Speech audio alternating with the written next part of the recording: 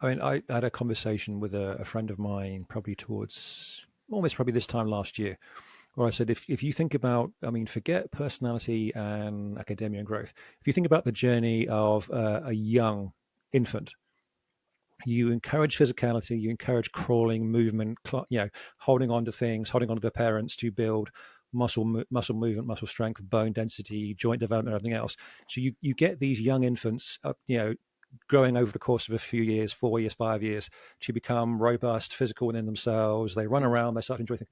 And it's almost got to a point now where, if you think about that whole the stereotypical evolutionary diagram, going from like Yes. apes to monkeys to walking man, right? Yeah, yeah, So we're almost got to a point where, at least I think, you're seeing that up to the ages of maybe 5, 6, 7, 8, 9, and then it starts to reverse already. yeah, yeah, The yeah, child spend more and more time sat down, inactive, poor posture, lack of physical exertion, physical activity. So by the time you get to later teens, I mean, I had more than a few clients a few years ago when I was still living in the Middle East, of teenagers 15 to 18 whose parents are sending them to me, not to promote massive sports performance, although there's a couple.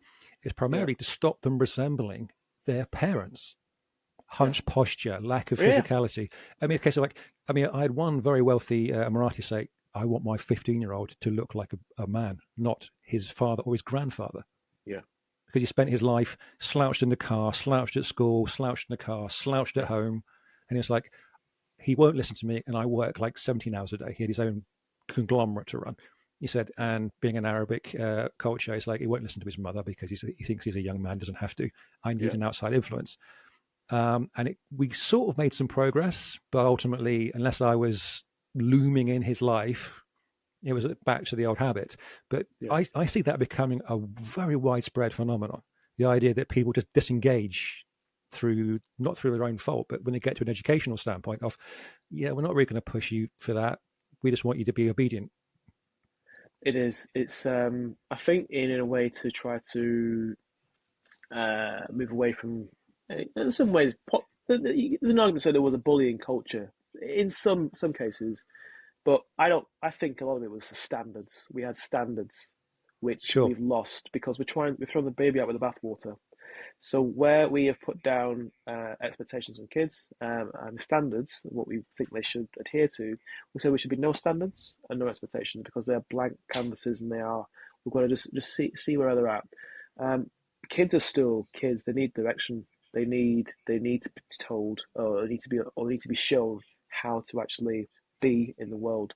Look across the animal kingdom. I mean, it was great series called Chimp Empire on Netflix. I'm not sure whether you've seen that at all. I've seen the trailer for it. It's on my list. It's It on is my you will watch this at some point list. it is incredible, and it just shows that we're social creatures. We need direction. We don't just Mhm. throw kids into a room and then say, "Right, kids, what are we going to be today?" We need to give them direction, and whether that's mentorship or support to be able to push themselves and even say no as well, or say you need to be doing this now, even though you're doing that. This is what I expect of you, and it can come from a loving place. Though we seem to think that if we give these standards to children, that it seems to be mean, and hence why at the club where I train, one of the dads said to me, "Oh, you're a bit harsh with the kids." I said, "No, it's no, I'm not harsh with the kids.